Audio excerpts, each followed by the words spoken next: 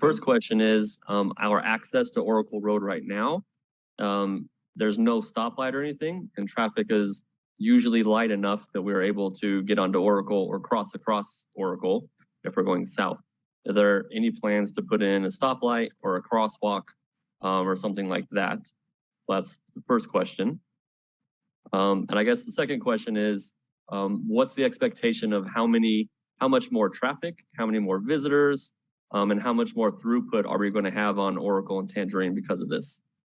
What I can tell you is that back when Mr. Spaeth explained the history of the project, and this project was always intended to be entirely retail use and fully developed in all of these areas that we're talking about going ahead and developing.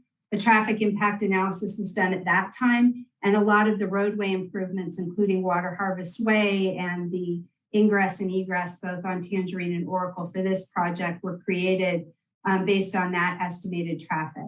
We've done an updated traffic analysis that town staff has reviewed, and actually the change in mix of these uses only adds an additional 10% of traffic to the area, which in the future condition that was already anticipated. And the AM peak, just a second, I want to make sure that I'm accurate. Hold on a second. The AM peak, the morning peak, which is about, I think that's 7 to 9 or 6 to 9 a.m. Paul's going to correct me when I screw any of this up. That is actually a little bit increased because of the folks who might be living the residential, leaving it around the same time. The PM peak, which is the outbound, goes down a little bit because the residents are actually coming home. So if it was all retail, it would be people would be leaving it around the same time on peak. Because we're mixing some residential in the evening, it should help with that a little bit. For the audience, Ms. Silvan did touch on a little bit of this.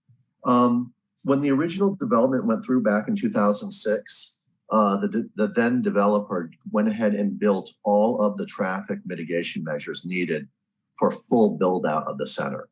And that was the full turn lanes on Oracle, the full turn lanes on Tangerine, Water Harvest Way with its full carrying capacity.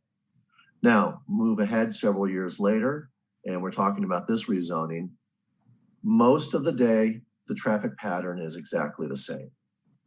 However, as Ms. Silvan alluded to, the AM exiting is going to be different. So when it was originally retail, of course, you would expect in the AM people are just coming in. Now that we're looking at hotel and, or the applicant's looking at hotel and apartments, that will generate a little bit more on the AM. So the outbound on the AM is 215 more trips. And to put that in perspective, that's going to increase the traffic on Oracle by approximately 5%. If you look at the existing volumes, and these are kind of the best volumes we have are pre-COVID. So looking at the traffic on Tangerine, it's going to be a higher percentage because again, there is not much traffic on Tangerine. So Tangerine is very much under capacity, and Oracle Road, which we all know is fairly busy, particularly in the morning, it will increase by about 5% due to this proposed development. I'd also like to touch on the our residents' first question, which was, I assume you're in Ramsfield Pass, Rams Canyon, your access to Oracle Road. I'm a huge proponent of putting a traffic light out there. In fact, I've been working with ADOT for years to see if we could get one. Unfortunately, we've done several studies, and the traffic that comes out of your subdivision just doesn't trip the warrants in order for us to put a traffic light in. That is, there's a set of triggers. There's a certain, amount of traffic that's needed in order for a stoplight to be put in. And if you put a stoplight in without meeting these warrants or these triggers, you can actually end up doing something that could cause an accident because it's unexpected. And in your particular case, there isn't enough cross traffic being generated by your subdivision right now. However, there is that vacant lot that is commercial for development. And that original traffic impact analysis did have a requirement for a light when that goes in. And I fully expect that when they go in, they'll be able to trip the warrants. They'll be able to produce enough traffic combined with your subdivision that we'll finally be able to get a traffic light out there. Our hope is that happens sooner than later, because again, I'm a huge proponent of putting the traffic light in, but we can only put it in when it's warranted. And quite frankly, this is an ADOT highway.